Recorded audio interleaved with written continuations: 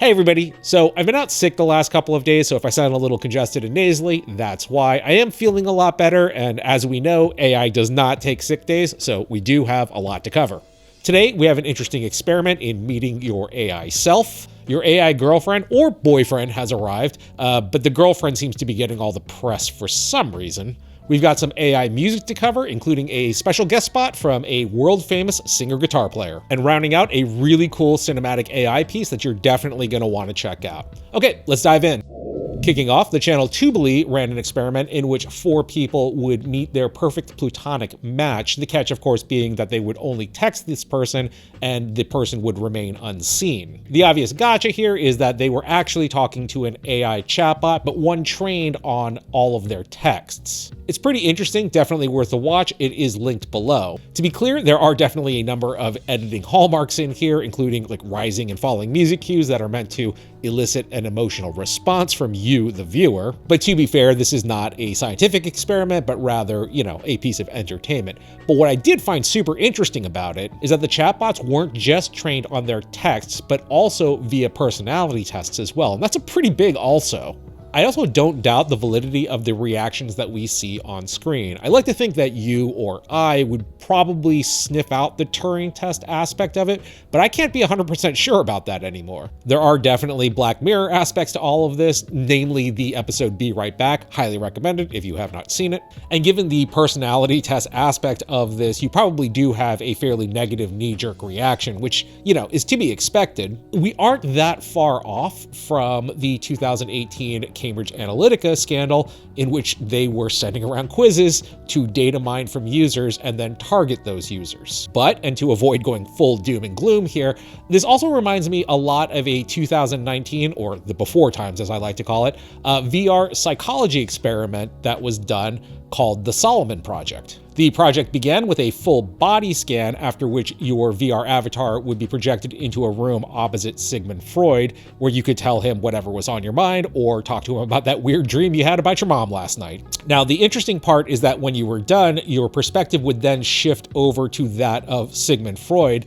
and a playback recording would then initiate of you explaining your problem. You then, as Freud, were able to offer advice to yourself. After which you were then returned to your own VR body and you would listen to the advice that you/Sigmund gave, though the voice would be altered by 2 semitones, I guess, to give a sense of otherness. Ultimately, this study did show that using this VR method was more effective at facilitating self-dialogue when you inhabit the body of another. It is important to note that these studies were conducted with a trained clinician present, and that at least in one example, the dialogue spiraled out of control, with the participant becoming more and more angry at himself until the demonstrator gave him some advice on how to approach this method. And honestly, I don't mean to laugh, it's just that I can totally relate. Shut up, me. I know what I'm talking about. Moving on, virtual girlfriends and boyfriends have arrived. I guess giving you plenty to talk about with virtual Freud. Digi.ai have released their AI relationship platform, and to be honest, it was not met well. Some responses included, no, stop, this contributes nothing to humanity, we're all dead and this is hell, as well as Jurassic Park Ian Malcolm meme that is deployed with laser-like precision. That said, I did think that there were some pretty interesting aspects to all of this, not the least of which is the fact that the characters were all designed by Pixar animator Andrew Gordon, who also designed Mike Wazowski. Just so that you're aware, when your AI girlfriend starts giving you bedroom eyes, one of those eyes is judging you. So in the name of science, I downloaded the app, let's give it a shot. So to start, it kind of lands in that character AI replica area. You do have templates of various characters with backstories that you can choose, or you can choose to have a completely blank slate. Interestingly, there is kind of a gamification aspect to it as well. Your AI avatar doesn't instantly fall in love with you, but rather you have to build a relationship, which, let's face it, that might actually be good training ground for some people. I ended up choosing Madeline. She is a fitness instructor. We haven't gotten very far in our relationship. I've just mostly asked her for advice on burpees and some better core exercises. What, fitness coaches are expensive? This is actually a bargain. All right, let's check in with Madeline and see how she's doing. Hey Madeline, I have been feeling still a little bit under the weather and have not really gotten any of the core exercises that we've talked about recently. Do you have any advice on ways that I can stay active even while feeling under the weather? Okay, this is real time on the latency. Yeah, we're still waiting here. So, oh, Tim, I totally understand how you feel. Maybe try some gentle stretches or yoga poses to keep the blood flowing. Whatever you choose, remember to listen to your body and take it easy.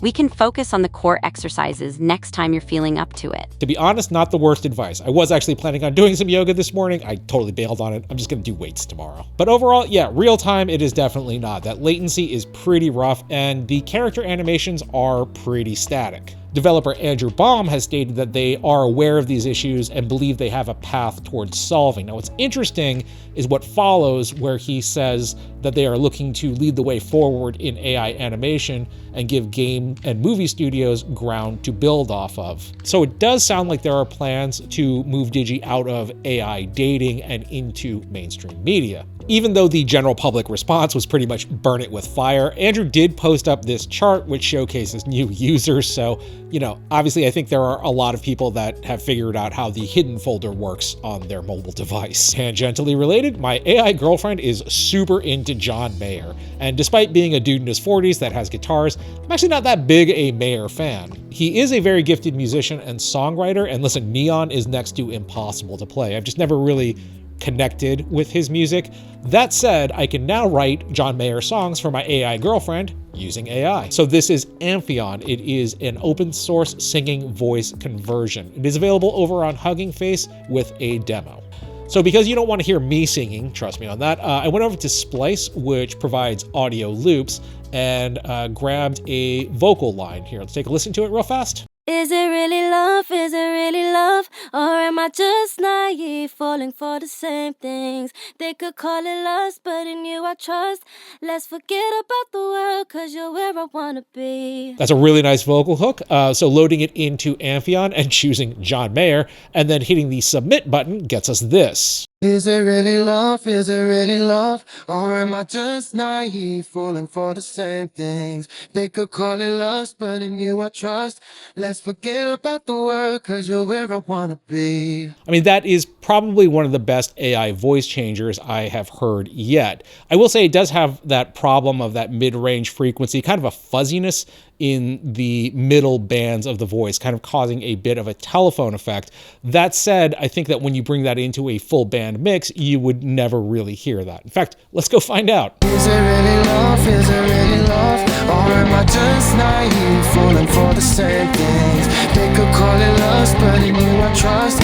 Let's forget about the world, cause you're where I wanna be. I do thank you for indulging me on that. If you want to hear more of me and AI John Mayer, we're playing the Applebee's parking lot this weekend. It's BYOB. Moving over to fully AI generated music, Stable Audio have released a new model, and it sounds really, really good. Very briefly, here is a prompt that is UK Garage, Rhodes piano chords and melodies, walking double bass line, MPC drums, yada, yada, yada. Let's give it a listen.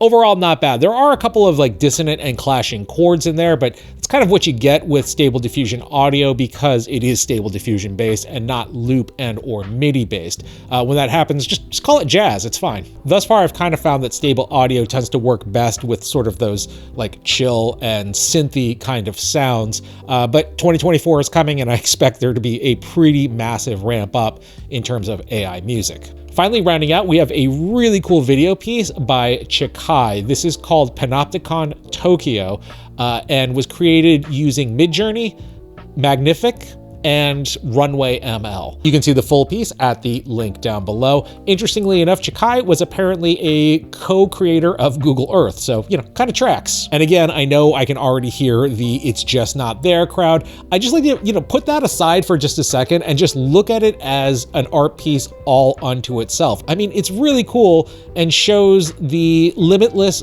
creative possibilities that are available to you when you start bashing tools and add a little imagination. Well, that's it for today. I'm gonna go drink about a gallon of orange juice and probably take a nap, but I do hope to see you very, very soon. I thank you for watching. My name is Tim.